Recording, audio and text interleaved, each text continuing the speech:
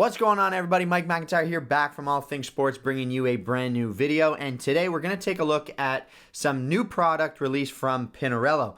I am a huge fan of this brand, even though they are very rare in my area. I don't see them very often, but I've always been a fan of the brand and the design and the sort of aesthetic that they go for. And I mean, obviously they are a premium brand, but they have released two new products that I wanted to focus on in today's video. So let's get into it and talk about these brand new bikes from Pinarello.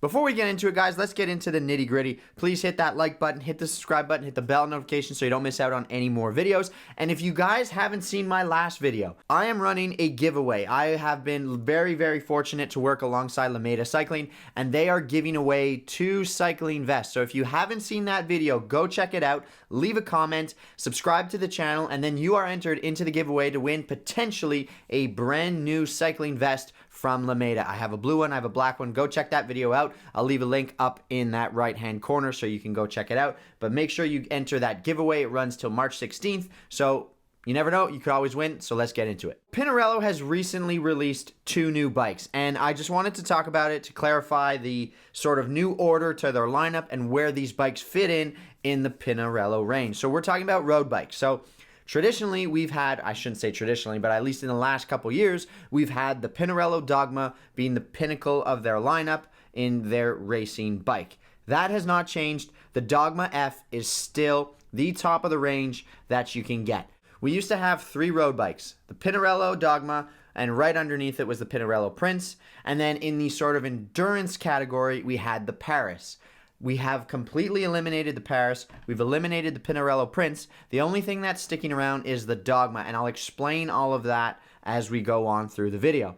So we have 2 generic lineups now, okay? We have 2 distinct features, 2 slightly different geometries to divide these road bikes up. We have their racing geometry, which is known as the Pinarello F, and we have their endurance geometry known as the Pinarello X. Let's talk about the Pinarello F first. At the very top of the range, you still have the Pinarello Dogma F. It is made from their highest grade carbon fiber that they offer.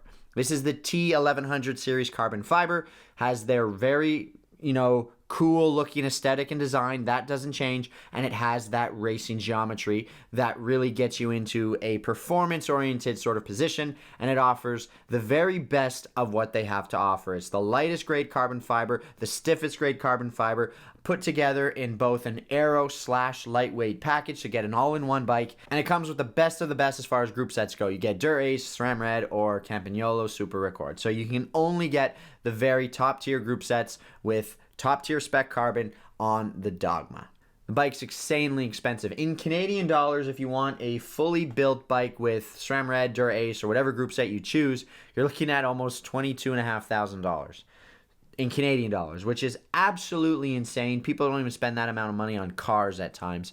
So the price is an ultra premium price for a very high-end product. So instead now, you have a Pinarello Dogma-esque bike in a lower grade carbon with similar geometry features, still offering you that race-bred performance at a fraction of the cost. So that's where that new Pinarello F comes in. So they do not carry the Dogma name.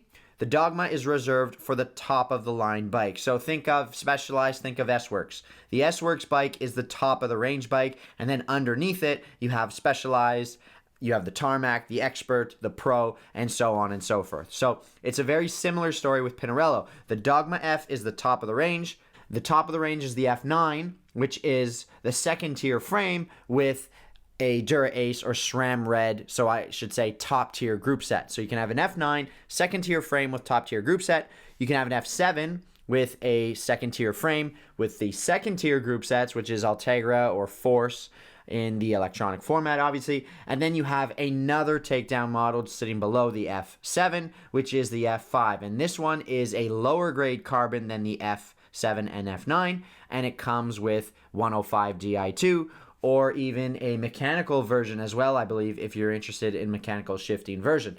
Those 2 offerings, I believe the wheel sets change as well, so you're getting into an aluminum wheel, whereas with the F7 and the F9, you get the electronic group set alongside a pair of carbon wheels. The carbon wheels are made by Most, which is Pinarello's in-house brand, but from the reading I've done, they're actually a pair of Vision wheels, just rebranded as Most. They've also come out with an endurance line of bikes. Again, I think this is a good thing as well. I think most consumers, although we all want to ride top spec bikes, I think a lot of us are somewhat limited by our flexibility, our power numbers, and our overall performance ability to ride these out-and-out race bikes. We want to look like the Tour de France pros, but at the end of the day, we can't produce that kind of power. We don't necessarily have the flexibility, and we haven't spent the amount of hours in the saddle training to be in those extreme positions and sustain that over time. So the endurance bike category is one that I think for the majority of people is the way to go.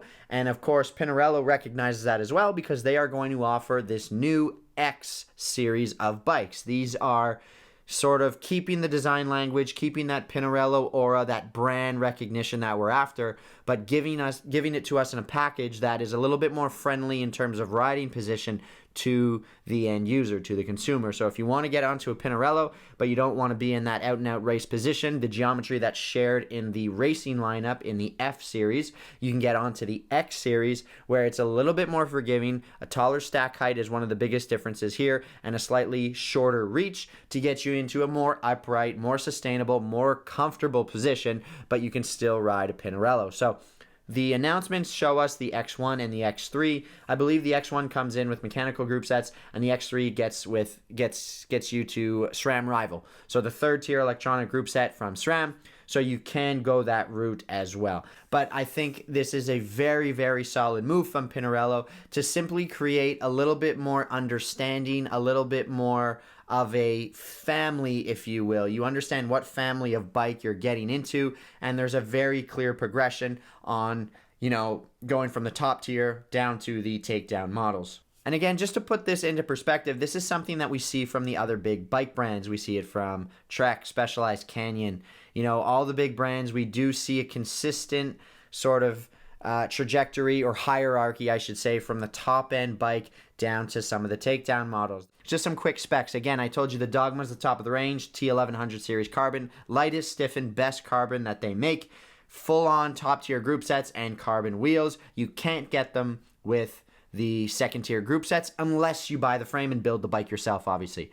With the F9, you're going to a second-tier frame, but you're keeping the top-tier group set, which for me, I don't think that's the way to go. I don't think there's a point in riding the top-tier group set on a second-tier frame, especially given the latest generation of group sets and how good they are compared to the top tier. I think for everyone other than the Tour de France rider, I think Ultegra Di2 is probably the way to go. I don't think Dura-Ace is worth the money unless you just have so much in your pocket that you just want to spend it. That's your choice, obviously. But I think from a logical, performance, value-oriented perspective, I think the second-tier group sets are the way to go. Ultegra Di2 to me is you're getting all the performance of Dura-Ace and you're spending half the price and you're paying a weight penalty of like a couple hundred grams. So it's like 200 or 300 grams. You can make that up in the right tire choice, put it that way. So I'm very anxious to see what the prices come out to in Canada. I have yet to see that information. I'm very, very, very much looking forward. There are a lot of varies in there. I'm very much looking forward to seeing these bikes and seeing more content regarding them. If Pinarello ever sees this video, send me one. I would love to review one for you. I think I could do a good job. So if you're watching, send me an email. That's it for this video. Mike McIntyre, All Things Sports. I'm signing off for now. Let me know what you guys think down below in the comment section. Do these bikes interest you? Are you interested in going for a different bike altogether? Please let me know. Let's get a discussion going. Mike McIntyre, All Things Sports. Like, comment, subscribe. Catch you guys in the next one. Until then, take care. Peace.